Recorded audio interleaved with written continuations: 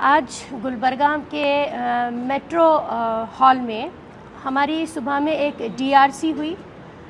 DRC में हम जो है हर साल हमारी एसडीपीआई की क्या एक्टिविटीज़ रहीं शहर के अंदर उसका एक रिव्यू लेते हैं।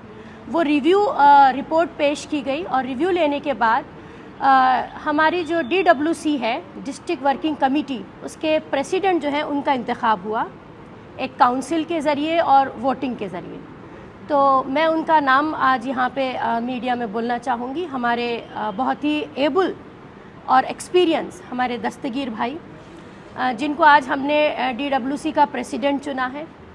और चूँकि आने वाले दिनों में हमें मालूम है कि अब इलेक्शन का माहौल गर्म है, तो उससे रिलेटेड एक कैडर कन्वेंशन भी आज रखा गया और उस कैडर कन्वेंशन में कुछ स्ट्रैटेजीज़ इलेक्शन को लेके और कुछ कंसर्न, बहुत सीरियस कंसर्न जो कि आज हम देख रहे हैं डेवलपमेंट के नाम पे कर्नाटका में कि क्या हालत हो रही है, किस तरह से प्रेजेंट गवर्नमेंट और पास की गवर्नमेंट जो थी उन्होंने भी क्या खाया, क्या बेचा और क्या कमाया।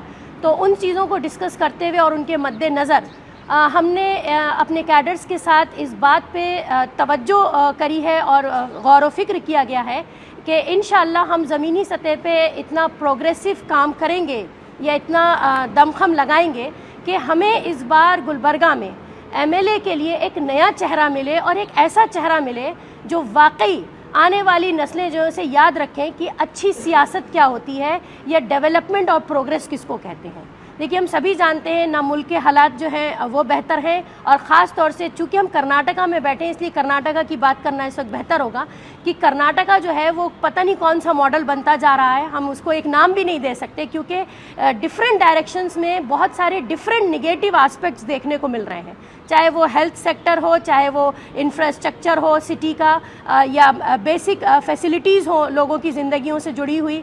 तो अभी क्या है कि अब धीरे धीरे हर पार्टी अपना कैंडिडेट उतार रही है। ये एक तरीके से ऐसा माहौल हो गया जैसे कोई अखाड़ा हो गया है और कुश्ती लड़ने के लिए कैंडिडेट्स उतर रहे हैं। तो हम जो है एसडीपीआई पार्टी, चूँकि हमारी बिल्कुल एक अलग आइडियोलॉजी है, we are not for career, we are for cause, एक पहली बात। और दूसरी बात, हम बिलीव करते हैं फ्रीडम फ्रॉम हंगर और फ्रीडम फ्रॉम फियर में। तो अपनी आइडियोलॉजी को ही लेके हम जो है इस बार इंशाल्लाह अपना कैंडिडेट नॉर्थ, साउथ और रूरल में भी उतारेंगे। और हम आज आपके मीडिया के माध्यम से पूरे गुलबर्गा की जनता से, वो ख्वाह किसी भी कास्ट के हों या किसी भी रिलीजन के हों, किसी भी आइडियोलॉजी के हों, अपने शहरियत के हक़ से ये मैं मतलब कि बोलना चाहूँगी और अपील करना चाहूँगी कि देखिए, एक ऐसा लीडर चुनिए जो आपको लाइवलीहुड प्रोवाइड कराए, जो आपको corruption free, crime free at least मुआशरा देने में कारगर साबित हो। ये वाली आइडियोलॉजी लेके, ये रिव्यू करके और ये फ़िक्र के साथ आज हमारा कैडर कन्वेंशन भी अल्हम्दुलिल्लाह कंप्लीट हुआ। और आज हमारे जो है नए डिस्ट्रिक्ट, उनका नाम भी हमने यहाँ ऐलान किया, दस्तगीर भाई। अभी क्या है कि हम इंशाल्लाह पूरी कोशिश ये करेंगे कि जितना हो सके लोगों को अवेयर करें उन सारे इल चीज़ों से जो अब तक लोग झेलते आए हैं, जो आज भी लोग झेल रहे हैं। और हम लोगों को एक हिम्मत भी देना चाहते हैं कि चूँकि ऐसा लगता है कि जैसे लोगों के पास कोई ऑप्शन नहीं बचा है, तो हम उनको बताना चाहते हैं कि ऑप्शन और बेहतर ऑप्शन, या सिर्फ कह लीजिए एक अच्छा ऑप्शन जो है वो एसडीपीआई आज उनके पास मौजूद है। तो मैं नहीं समझती कि लोग जो हैं वो आप किसी मजबूरी में आके और किसी दबाव में आके जो है अपनी ज़िंदगियों को हेल कर लें। दूसरी बात यह है कि कंपटीशन के बढ़ते हुए और हालात जैसे हम देख रहे हैं, दुनिया कहाँ जा रही है, हर कोई चाहता है कि ज़िंदगी में प्रोग्रेस हो, डेवलपमेंट हो। तो उसके चलते हुए आने वाली नस्ल की फ़िक्र करना है, एजुकेशन का मामला है या हेल्थ का मामला है, ये बहुत दो इम्पॉर्टेंट सेक्टर्स हैं। इसके अलावा जिस तरह के भी रिप्रेजेंटेटिव लेजिस्लेटिव असेंबली में जाते हैं, वो सिर्फ एक रिप्रेजेंटेटिव नहीं होते हैं, वो लाखों लोगों की उम्मीद होते हैं। तो इतने सारे लोगों की उम्मीद को हम जो है चाहते हैं कि हम ज़िंदा भी रखें, उस पर काम करें, एक नई प्रोग्रेसिव लीडरशिप दें। इसके लिए आज एसडीपीआई जो है वो यहाँ पर उसने अपना कैडर कन्वेंशन किया। शुक्रिया।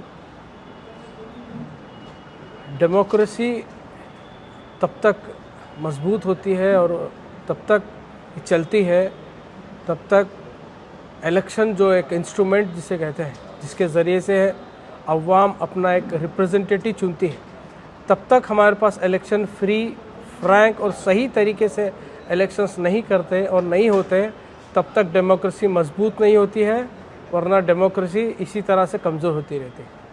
क्योंकि इलेक्शन का सीज़न आया है। अप्रैल मई में 2023 के एमएलए इलेक्शंस होने जा रहे हैं। गुलबर्गा में भी इलेक्शन का माहौल आया है। अवाम के सामने बहुत बड़ा एक क्या बोलते हैं सुनहरा मौका है कि इलेक्शन के ज़रिए से आप अपने जो एक जो लीडरशिप होती है, एक जो आपका रिप्रेजेंटेशन होता है, आपके जो रोज़मर्रा के जो तकलीफ़ होते हैं, जो आपके जो आने वाले फ्यूचर के जो परेशानियां होते हैं, जो प्रेजेंट जो इश्यूज़ होते हैं, उसको सॉल्व कराने का एक अच्छे लीडर को, एक अच्छे रिप्रेजेंटेटिव को चुनने का एक बहुत बड़ा सुनहरा मौका अवाम के पास इस डेमोक्रेसी में इलेक्शन के ज़रिए से आपके सामने आता है। लेकिन अवाम क्या करती है?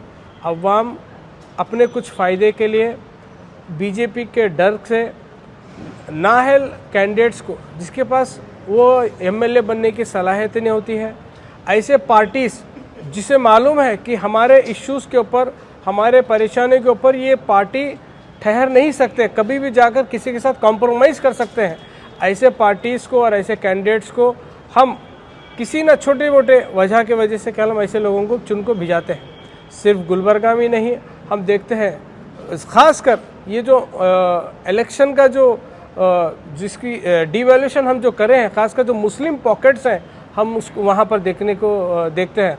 ख़ासकर गुलबर्गा में नॉर्थ का सीट लीजिए, उसी तरह बीदर का सीट लीजिए, बीजापुर, यादगीर, रायचूर, जहाँ जहाँ मुस्लिम डोमिनेटेड सीट, जहाँ पे माइनॉरिटी सीट जिसे हम डिक्लेयर करते हैं और मानते हैं, वहाँ पर देखिए लीडर्स की कैसी कमी है, वहाँ पे इलेक्टेड रिप्रेजेंटेटिव्स में क्या कमी है, हम सबको मालूम है। लेकिन हमारी कोताही, हमारा जो नज़रिया है, बीजेपी नहीं आना इसीलिए हम ये पार्टी को चुन रहे हैं, बीजेपी नहीं आना इसीलिए हम ये कैंडिडेट को जो चुने, ये जो सोच हमारी जो सोच को पैरालाइसिस कर ऐसे कैंडिडेट्स और ऐसे पार्टीज़ को हम भिजा रहे हैं जो नाम के लिए हमारे लीडर्स हैं। देखते हैं कि हम 2018 इलेक्शंस में पूरी कांग्रेस को हम लोगों ने, मुसलमानों ने इंतखाब करके भेजा है, लेकिन जब ग्राउंड पे हम देखते हैं मुसलमानों के इश्यूज़ के ऊपर बात करने के लिए कांग्रेस के लीडर्स तैयार नहीं हैं। दूसरे लीडर्स छोड़िए, खुद कांग्रेस के जो मुस्लिम एमएलएज हैं, जो मुस्लिम वोट्स इसलिए हासिल करते हैं कि आपके इश्यूज़ में ऐवानों पे, असेंबली में हम उठाएंगे, आपके इश्यूज़ हम गवर्नमेंट पे उठाएंगे, आपके इश्यूज़ एडमिनिस्ट्रेशन में उठाएंगे। जो ये वादा कर इलेक्शन लड़ते हैं और जीतते हैं, इलेक्शन होते ही इनको डर कर, पार्टी हाईकमांड को डर कर, पार्टी से नोटिस मिलती है डर कर खामोश होते हैं और क्या कुछ ना कुछ बहाना देकर खामोश होते हैं। लेकिन अब जब हम ज़मीनी सतह पर जब देखते हैं, आज भी गुलबर्गा में 371J होने के बावजूद भी, करोड़ों रुपए KKRDP का फंड होने के बावजूद भी और इतना एडमिनिस्ट्रेशन होने के बावजूद भी, आज भी गुलबर्गा में प्योर ड्रिंकिंग वाटर एक लोगों के लिए ख्वाब बन के रह चुका है। रिंग रोड का जो इंफ्रास्ट्रक्चर हम मालूम है, दूसरा साइड ऑलमोस्ट रिंग रोड, उस साइड राम मंदिर के साइड का रिंग रोड और वहाँ का जो सर्विस रोड ऑलमोस्ट बन चुका है, सही तरीके से काम कर रहा है। लेकिन हमारे साइड का जो रिंग रोड है, खासकर खरगे पेट्रोल पंप से लेकर हुमनाबाद का, 3 साल से पेंडिंग है, 3-4 साल से पेंडिंग है। जब हम national highway authority of India को जब बात करते हैं तो यही करते हैं कि आपके एमएलएज और आपके एमपीज हमें कोऑपरेट नहीं कर रहे हैं, आपका जो वाटर डिपार्टमेंट है, आपका जो जेस्कॉम डिपार्टमेंट है, हमें सिग्नल नहीं दे रहा, हमें परेशान करके रखा है, हमारे फाइल अटके हुए हैं। तो हमें एज ए अपोजिशन पार्टीज हम ये डिपार्टमेंट्स में जाकर उनके फाइल क्लियर करा के देने की नौबत पड़ रही है। तो अवाम उन्नास के पास एक सुनहरा मौका है, इलेक्शन के ज़रिए से आप बहुत एक अच्छे एबल पार्टी को और बहुत एक अच्छे कैंडिडेट्स को चुनने का एक मौका मिलता है। वरना अगर 2023 का अगर मौका आप छोड़ाएंगे, आप इससे हाथ गंवाएंगे, तो फिर 5 साल आप यही रोते और ये करते बैठना है। गुलबर्गा में बहुत सारे हम इश्यूज़ देखते हैं।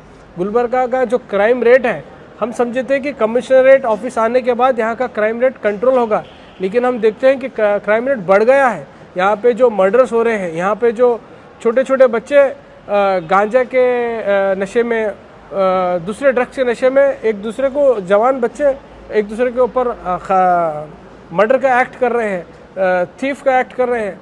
इतने सारे ऐसे इश्यूज़ रहने के बावजूद भी, और सबसे बड़ा गुलबर्गा सिटी में लैंड ग्रैबिंग इश्यूज़ है। इतने बड़े दहकते इश्यूज़ के ऊपर यहाँ के एमएलए खामोश हैं, यहाँ के एमपीज़ खामोश हैं। तो लोगों को एक बहुत बड़ा अच्छा मौका है कि इलेक्शन के ज़रिए से आप एक ऐसी पार्टी को और एक ऐसे लीडर्स को चुने जो आपके रियल इश्यूज़ को सॉल्व करने की उनके पास कैपेसिटी हो। अभी आप बता रहे थे सिटिंग एमएलए के बारे में भी आप कुछ इनडायरेक्टली कमेंट किए, आपकी क्या राय है जो गुलबर्गा नॉर्थ के सिटिंग एमएलए है, उनके परफॉर्मेंस को रिपोर्ट कार्ड को आप किस तरह से देखते हैं? देखिए, उनका परफॉर्मेंस रिपोर्ट हम सबके सामने है, गुलबर्गा के अवाम आए दिन बोल रही है। लास्ट टाइम 2018 में जब इलेक्शंस में कनीज फातिमा जी ने जो जीता है, पूरी सबको मालूम है कि खमरुल सलाम साहब के जाने के बाद एक इमोशनल कार्ड खेला गया। वो खुद रेडी नहीं थे एमएलए इलेक्शन के लिए। गुलबर्गा के अच्छे इंटेलेक्चुअल जाकर उनके हाथ जोड़े, उनके पैर जोड़कर उनको मजबूर कर इलेक्शन की टिकट दिलाए और जिताए हैं। उन्होंने कभी नहीं कहा था कि मैं एमएलए बनकर लोगों की इश्यूज़ के लिए काम करूंगी, लोगों की तकलीफ दूर करूँ। नहीं, यहाँ के लोगों ने जाकर उन्हें टिकट मजबूरी दिलाया और वो लोग मिलकर जिताए। हम जब 5 साल देखते हैं कि यही मजबूरी में यही तकलीफ़ें इश्यूज़ चलते गए, लेकिन इस बार का जो इलेक्शन है, हमारे सामने जो ताकतें हैं, संघ परिवार जो ताकत है, जो बीजेपी की जो ताकत, जो कर्नाटक में, खासकर कल्याण कर्नाटक में इनके जो जहरीले पंजे बढ़ते जा रहे हैं, ऐसे लोगों को, ऐसे संघ परिवार को, ऐसे बीजेपी आइडियोलॉजी को अगर आपको काउंटर करना है, इनको ज़मीनी सतह पे इनको अगर इनको चैलेंज करना है, तो वैसी पार्टी और वैसी लीडरशिप की ज़रूरत है, ना कि चुप एक कॉम्प्रोमाइज़ और चलता का नाम का एमएलए करना गुलबर्गा में नहीं चलेगा। जीता इंटेलेक्चुअल टिकट दिला के जीता है, जीतने के बाद मोहतरमा मैडम क्या करी, मैडम की रिपोर्ट क्या है? सर जीता ये ठीक है, अवाम भी जीते हमदर्दी की लहर में, जीतने के बाद मोहतरमा के परफॉर्मेंस को किस तरह देख रहे हैं? मोहतरमा के रिपोर्ट कार्ड आपकी नज़र में क्या है? Report card as a opposition parties हमें मालूम है, क्योंकि हम एज ए अपोजिशन पार्टीज उनके जो एक्टिविटीज़ हैं, उनके जो काम करने के तरीके हम देखे हैं ज़मीनी सतह पे। हम तो as a political opposition parties और आवाम भी उसको एक अच्छे रिपोर्ट कार्ड में नहीं देखती। हम मैडम का जो एमएलए जो टेन्योर है, इसको हम फेलोशिप मानते हैं। हमको सबको मालूम है, खाली हर 15 दिन में एक मरतबा मैडम 1 हफ्ते के लिए बेंगलुरु आते हैं, उसमें उनका शेड्यूल तय होता है। ये दुकान की ओपनिंग, ये ऑफिस की ओपनिंग, उनके जो कॉन्ट्रैक्टर जो कॉरपोरेटर्स जो कॉन्ट्रैक्टर्स बने हैं, वो लोग यहाँ की वहाँ की रोड का एक प्लानिंग रखते हैं। उसी ओपनिंग में वो 1-2-3 रोड जो 40% कमीशन या 30% कमीशन में जो रोड बनती है, उसकी ओपनिंग कराते हैं। मैडम फिर वापस बेंगलुरु जाते हैं।